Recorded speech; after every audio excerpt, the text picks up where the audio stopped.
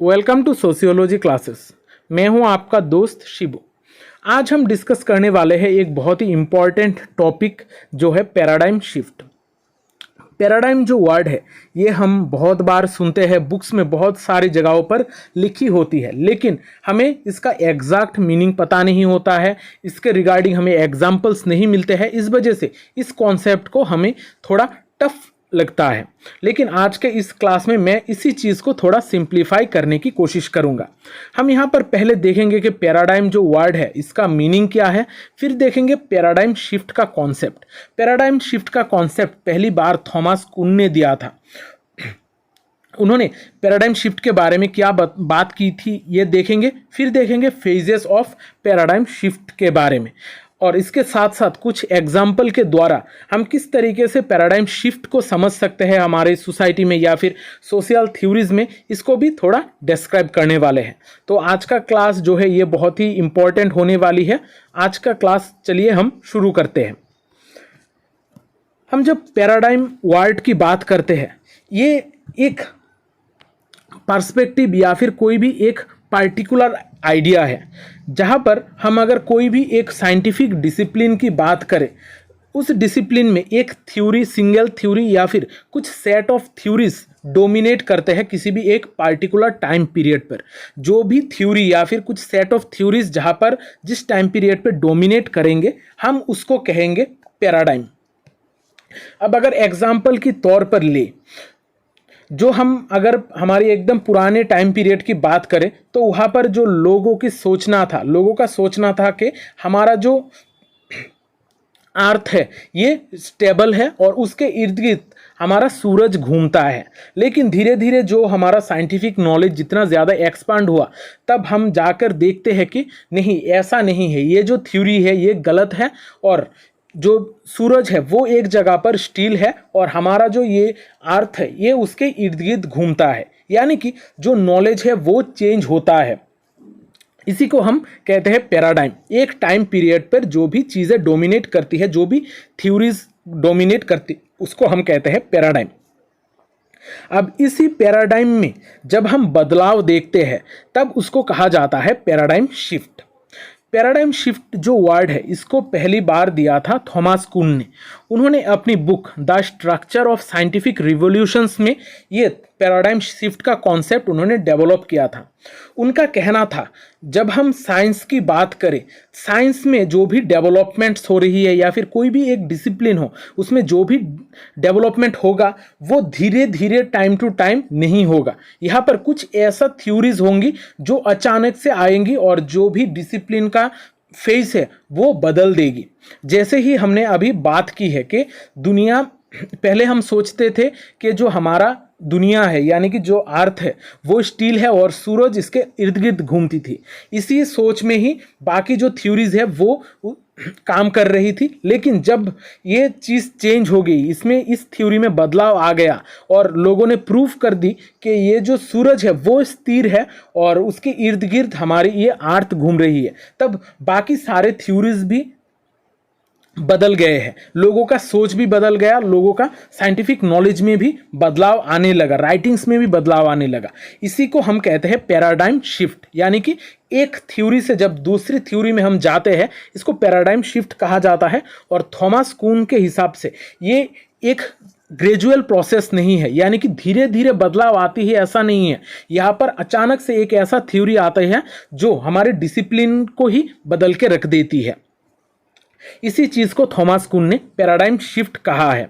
अगर हम एजुकेशन की सिस्टम में इसके एग्जाम्पल की बात करें, पहले के ज़माने में जो भी एजुकेशन प्रोवाइड किया जाता था वो था लेक्चर मेथड के द्वारा। यानी कि आपको आपके टीचर्स लेक्चर देते थे और उसके द्वारा ही आपको नॉलेज लेनी पड़ती थी। लेकिन धीरे धीरे लोगों के सोच में बदलाव आया, लोगों के साइंटिफिक नॉलेज और भी डेवलप हुआ और बाद में लोग जाकर देख रहे थे कि जो ये लेक्चर मेथड है ये इतना बेहतर नहीं है, इसके रिप्लेसमेंट में जो ग्रुप वर्क है उसको बहुत ज़्यादा इंपॉर्टेंस दिया जाने लगा। फिर धीरे धीरे हम आज के टाइम पर और भी बदलाव देखते हैं।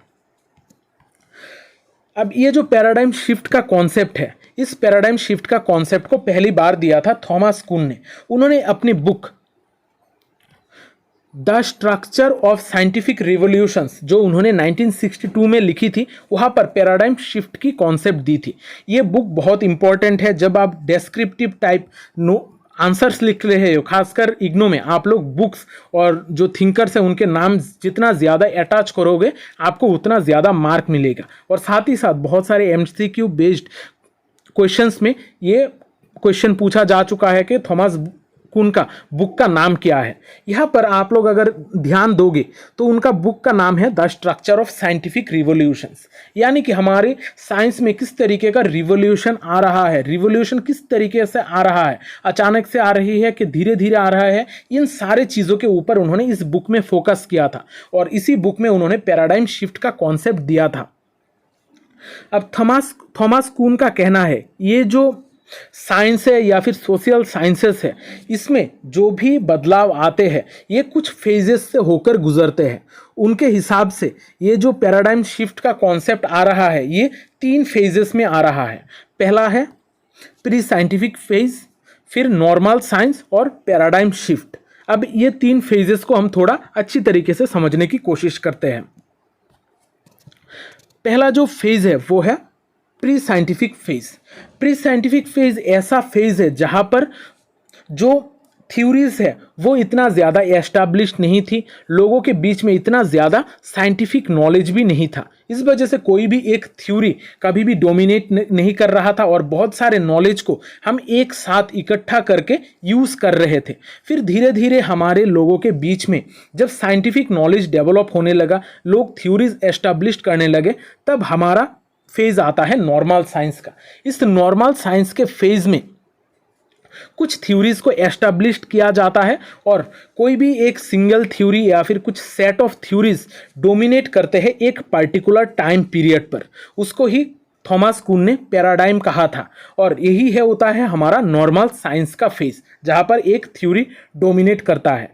फिर हम देखते हैं जो एक थ्योरी है जो एक पर्टिकुलर टाइम पीरियड पर डोमिनेट कर रही है, लेकिन लोगों के नॉलेज के एक्सपांशन के साथ साथ लोग और भी नॉलेज गेन कर रहे हैं, लोगों के बीच में और भी क्वेश्चंस जाग रही है। इस तरीके का चीज़ें होने के वजह से जो प्रीवियस थ्योरीज थी वो धीरे धीरे लोग इसको नकार देते हैं, यानी कि वो इतना ज़्यादा इफेक्टिव नहीं होता है। फिर दूसरे तरीके का कुछ थ्योरीज जो है वो एस्टैब्लिश्ड होने लगती है और ये जो नए तरीके का थ्योरीज का आना ये थॉमस कुन के हिसाब से एक नेचुरल प्रोसेस है, यानी कि जो भी थ्योरीज होंगी एक टाइम पीरियड पर उसका वैलिडिटी ख़त्म हो जाएगी और वो सोसाइटी के साथ इनकैपेबल होगी और नए एक तरीके का थ्योरीज को एस्टैब्लिश्ड होना पड़ेगा और जो हमारे नॉलेज को और बेहतर तरीके से डिफाइन कर पाएगा।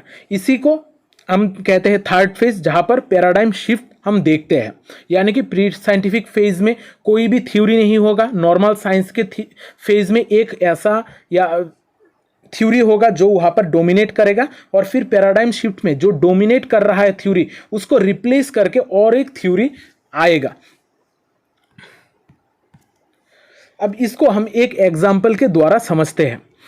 थॉमस कुन ने कुछ एग्जाम्पल की यूज़ की थी। उन्होंने कहा था कि जो हम पहले के ज़माने में सोचते थे कि जो पृथ्वी है यानी कि हमारा अर्थ है वो एक जगह पर स्टिल है और जो सूरज है सन है वो उसके आसपास घूम रही है, लेकिन इसको बाद में जाकर कोपरनिकस ने को साइंटिफिक तरीके से इस चीज़ को नकार दिया था और कोपरनिकस ने एक थ्योरी को एस्टैब्लिश किया था जहां पर वो बताते हैं कि जो हमारे सूरज है वो एक जगह पर फिक्स्ड है और जो धरती है यानी कि हमारा अर्थ है वो उसके इर्द गिर्द घिर रही है, घूम रही है।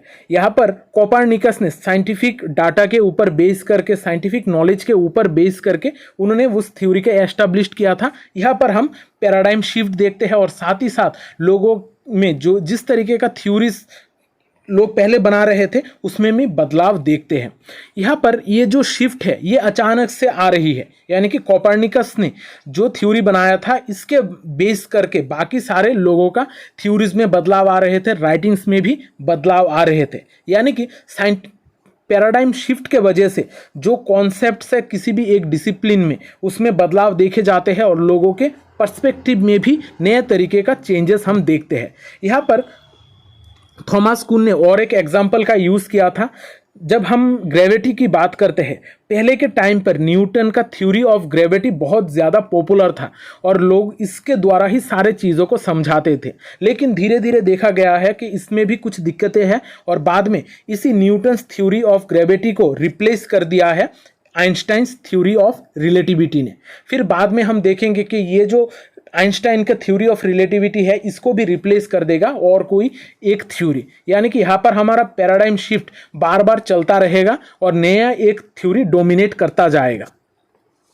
अब यहाँ पर हम साइंस की बात करते हैं, लेकिन जब हम सोशियोलॉजी की बात करते हैं, सोशियोलॉजी में भी हम पैराडाइम शिफ्ट देखते हैं।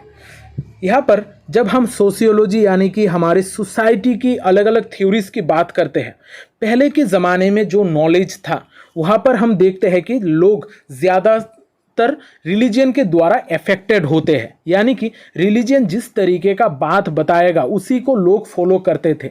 लेकिन धीरे धीरे लोगों के सोच में बदलाव आया, लोगों में साइंटिफिक नॉलेज डेवलप होने लगा। फिर उस टाइम पीरियड से बदल कर रिलीजन के ऊपर विश्वास ना रख के लोग साइंटिफिक नॉलेज पे विश्वास करने लगे। यहाँ पर ही हम देखते हैं कि ऑगस्ट कॉम्ट पॉजिटिविस्ट पैराडिज्म का एस्टैब्लिशमेंट करते हैं, यानी कि पॉजिटिविज्म जो कॉन्सेप्ट है उसका डेवलपमेंट होते हैं जो साइंटिफिक नॉलेज को ज़्यादा इंपॉर्टेंस देता है। साइंटिफिक तरीके से जो नॉलेज हम गेन करेंगे, जब रीजनिंग यूज़ करके जो नॉलेज को हम गेन करेंगे उसके ऊपर ज़्यादा इंपॉर्टेंस दिया जाता था, ना कि रिलीजियन जो कहता था। फिर ये जो पॉजिटिविस्ट पैराडिज्म है इसमें भी बदलाव आया और मैक्स वेबर ने इसको रिप्लेस किया था। मैक्स वेबर का जो थ्योरी था सब्जेक्टिविटी और वार्स्तिहन का, वो जाकर पॉजिटिविस्ट पैराडाइम को चेंज करता है। फिर धीरे धीरे सोशियोलॉजी में और भी बदलाव हम देखते हैं, जहाँ पर फेनोमेनोलॉजी, एथनोमेथोडोलॉजी जैसे पैराडाइम्स आते हैं और प्रीवियस जो पैराडाइम्स है उनको बदल देते हैं, यानी कि यहाँ पर भी हम पैराडाइम शिफ्ट का कॉन्सेप्ट देखते हैं। अगर हम अब ओवरऑल पैराडाइम शिफ्ट की कॉन्सेप्ट की बात करें, ये एक dynamic nature of scientific knowledge है, जहाँ पर साइंटिफिक हो या फिर सोशल साइंसेस की नॉलेज हो, यहाँ पर हर जगह पर हम पैराडाइम शिफ्ट देखते हैं। और कुछ थ्योरीज ऐसी होती है जो प्रीवियस थ्योरीज को बदल देती है और नए तरीके का एक पैराडाइम की हम स्थापना देखते हैं। यहाँ पर जो हमारा फ्यूचर है वहाँ पर भी हम अलग अलग तरीके का और भी पैराडाइम्स देखेंगे। यहाँ पर इसी पैराडाइम शिफ्ट के वजह से हर डिसिप्लिन में अलग अलग तरीके का हम नॉलेजेस देखते हैं, हर डिसिप्लिन में अलग अलग थ्योरीज का एस्टैब्लिशमेंट और उसका ज़्यादा इम्पोर्टेंस अलग अलग टाइम पीरियड पर देखते हैं। आज का जो ये क्लास है यहाँ पर हमने कोशिश की है कि पैराडाइम शिफ्ट के रिलेटेड जो भी चीज़ें हैं हम आसानी से समझ सकें।